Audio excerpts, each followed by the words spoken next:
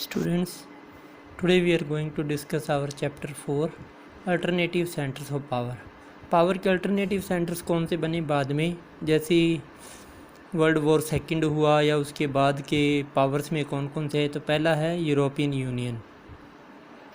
After the end of the second world war there was a dilemma among the many European leaders over the status of Europe. The second world war shattered the structure on which European states had based their relation. भी जैसे ही world war second end हुआ तो वहाँ के जो European union के leaders थे उनके मन में एक शक था, उनके मन में एक कश्मकश थी कि यूरोप को कैसे खड़ा करेंगे, क्योंकि सेकंड वर्ल्ड वॉर के बाद पूरा यूरोप भी तहस नहस हो चुका था, पूरा डूबने के कगार पर था, बुरी तरह से लॉस हुआ था यूरोपियन कंट्रीज़ को, जिसमें जापान, जिसमें हम इंग्लैंड को मान लें, वो भी तो वॉर के अंदर था। ठीक है। अब the cold war aided the integration of Europe after 1945। Integrate हुआ कोल्ड वॉर के बाद क्या, जो हमारा ईयू था। The European economy was revived by the extensive financial support by Europe को। यूरोपियन इकोनॉमी को खड़ा करने में अमेरिका का बहुत बड़ा हाथ था, क्योंकि उसने एड दी थी उसको फाइनेंशियल हेल्प की थी, जिससे वो अपनी इकोनॉमी को रिवाइव कर सके। उसको बोला था उन्होंने मार्शल प्लान। और यूएस ने नाटो भी क्रिएट की थी, एक सिक्योरिटी स्ट्रक्चर, जिससे यूके को यानी कि यूरोपियन यूनियन को थोड़ी सी सुरक्षा प्रदान की जा सके। The organisation for European economic cooperation, European economic cooperate करना है, was established in 1948 to channel aid to the western European states. West के जो यूरोपियन स्टेट्स थे उनको भी एड चाहिए था, उनको भी पैसा चाहिए था, उनको भी फंड्स चाहिए थे। तो ये यूरोपियन इकोनॉमिक कोऑपरेशन बनाएगी ताकि सारे कोऑपरेट करके एड की मदद से अपने आप को ऊपर उठ खड़ा करें। Another step forward in political cooperation was establishment of council of Europe in 1949। Political cooperation, आपस में लीडर कोऑपरेट करेंगे, तो इसके लिए इन्होंने बनाया था काउंसिल फॉर यूरोप 1949 में। The disintegration of USSR led to the formation of European Union in 1992 which laid the foundation for a common foreign and security policy, cooperation on justice and creation of single currency। जैसे ही USSR disintegrate हुआ, इसके बाद शुरू हुआ European union बनने का। और European union बना था under the maastricht treaty. maastricht treaty के अंडर बना था। और कब बना था? 1992 में। पहले यूरोपियन यूनियन था, उसका नाम क्या था?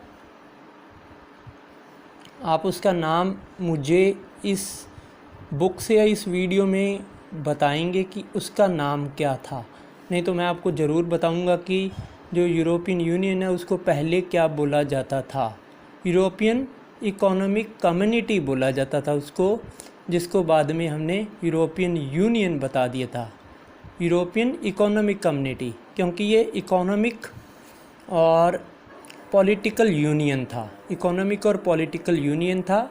ईयू, यूरोप इकोनॉमिक और पॉलिटिकल यूनियन, 27 कंट्रीज़ हैं इसके अंदर अभी। और रिसेंटली ब्रिटेन ने इसे छोड़ दिया है। ब्रिटिश है जो, उसने मतलब हम जिसका कहें यूके ने इसको छोड़ दिया, जिसको कहते हैं ब्रेक्जिट, BRIXIT, ब्रिटिश एग्जिट। और यूके ने यूरोपियन इकोनॉमिक कम्युनिटी को 1973 में ज्वाइन किया था। 1973 में यूके ने ज्वाइन किया था, जिसका नाम बाद में हो गया यूरोपियन यूनियन, वो भी 1992 में। और जब यूके ने इसको लेफ़्ट किया तो फॉर्मली लेफ़्ट किया, इसके पीछे कोई है नहीं। तो इसने जो लीव किया है वो किया 31 जैन 2020। और जो हमारा यूरोपियन यूनियन है, इसका हेडक्वार्टर है ब्रुसेल्स, बेल्जियम के अंदर। ये थोड़ा सा था। द यूरोपियन अब यूरोपियन यूनियन की फाउंडेशन थी वो थी common foreign policy, security policy, मतलब नाटो भी आ रहा था, फॉरेन पॉलिसी भी कॉमन सी होनी चाहिए। और फिर कोऑपरेशन एंड जस्टिस, आपस में कोऑपरेट करेंगे सारे देश। कोऑपरेट के नाम पर मैं आपको बता दूं, इनमें एक शेनेगन एग्रीमेंट हुआ था जिसके अंदर क्या था कि कोई भी जो भी कंट्रीज़ हैं उनके अंदर आप फ्रीली मूव कर सकते हैं। शेनेगन एग्रीमेंट जिसके अंदर बॉर्डर कंट्रोल को बिल्कुल ख़त्म कर दिया गया था, थोड़े बहुत चेक्स होते थे, इसकी वजह से आप इधर उधर इन कंट्रीज़ में घूम सकते हैं। और ये कब हुआ था? 14 जून 1985 में साइन हुआ था और ये इफ़ेक्टिव, शेनेगन एग्रीमेंट इफ़ेक्टिव हुआ था 26 मार्च 1995। शेनेगन एग्रीमेंट के बारे में आपके क्वेश्चन पेपर में आ सकता है। What is Schengen area? ऐसा एरिया जहाँ पे बॉर्डर कंट्रोल ज़्यादा नहीं होते, ट्रेड फ्रीली ट्रेड हो सकता है, आराम से लोग घूम सकते हैं, एक दूसरे कंट्रीज़ में काम कर सकते हैं, जा सकते हैं, उनके लिए उनको इतने ज़्यादा सिक्योरिटी चेक्स की ज़रूरत नहीं होती। इसलिए तो इंग्लैंड ने इसको एग्ज़िट किया है, किसको? ईयू को। और ईयू को एग्ज़िट करने के बाद वो शेनेगन एरिया से भी लगभग बाहर हो चुका है। इस वजह से जो शेनेगन एरिया है वो ऐसा एरिया जहाँ पे आप फ्रीली मूव कर सकते हैं। तो ये कुछ चीज़ें हैं जो आपको बहुत ध्यान रखनी है। ट्रीटी ऑफ maastricht याद रखनी है जो साइन हुई थी फरवरी 7, 1992 को, जिसकी वजह से हमारा यूरोपियन यूनियन बना था बाद में।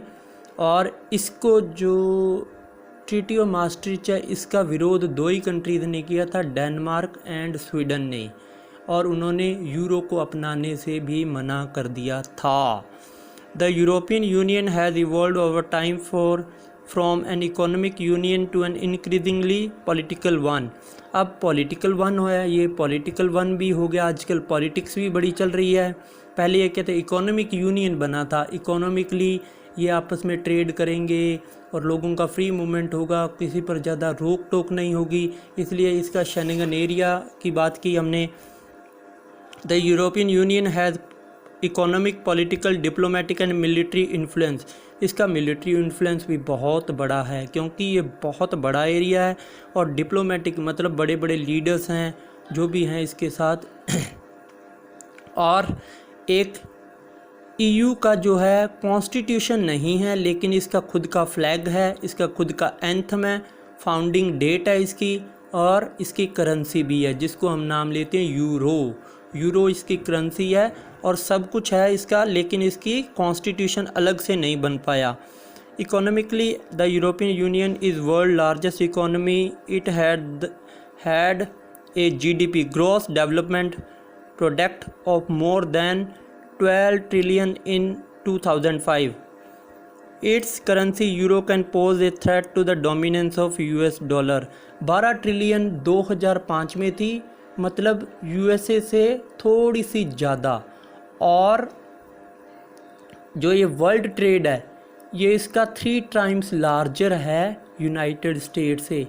तो इसका मतलब कोई भी अगर डिस्प्यूट होता है चाइना, US, रशिया के बीच में, तो ये भी एक बीच में प्लेयर है जो इस डिस्प्यूट को शांत करने का पूरा फ़ायदा उठाता है या बीच में आकर बैठता है। और इसके जो क्लोजेस्ट नेबर्स हैं जैसे एशिया और अफ्रीका, इनके ऊपर भी इसकी पावर का, इकोनॉमिक पावर का पूरा इन्फ्लुएंस है। और इंटरनेशनल ब्लॉक के अंदर भी इसका, जैसे WTO वर्ल्ड ट्रेड ऑर्गेनाइजेशन के अंदर भी इसका पूरा सिक्का चलता है। On the political and diplomatic ground Britain and France दो मेंबर हैं EU के, जो परमानेंट मेंबर है UNSC में, यूनाइटेड नेशन सिक्योरिटी काउंसिल में। In the defence field the European Union's combined armed forces are second largest in the world. Second largest हैं world के अंदर।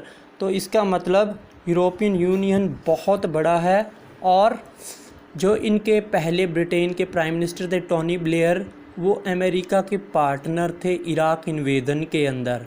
और इसके नए जो मेंबर्स थे वो कोएलिशन ऑफ विलिंग जो बनी थी उसके साथ, उसके अंदर पूरा भाग लिया था इन्होंने, जो इराक के ऊपर अटैक हुआ था, उसके अंदर टोनी ब्लेयर भी थे।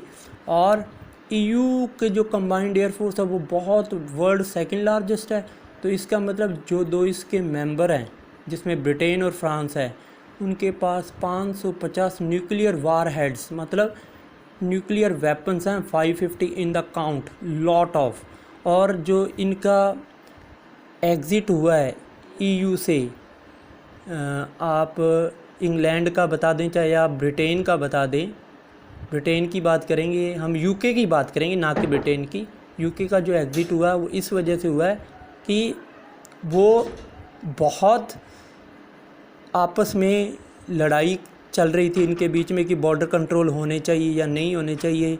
और मार्गरेट थैचर हैं जो यूके के, वो यूके को यूरोपियन मार्केट से बाहर रखना चाहते हैं। और वो चाहते हैं कि यूरोपियन मार्केट में ना आकर हमारी खुद की मार्केट हो, हम ओपनली अपना व्यापार करें, अपने तरीके से अपने देश को चलाएं, ना बॉर्डर कंट्रोल्स हों ताकि इलीगल माइग्रेशन हमारे देश में कम हो, इस वजह से। और अगर हम ईयू की बात करें तो ईयू अपने आप में बहुत बड़ा एक ऑर्गेनाइजेशन है, इकोनॉमिक ऑर्गेनाइजेशन है।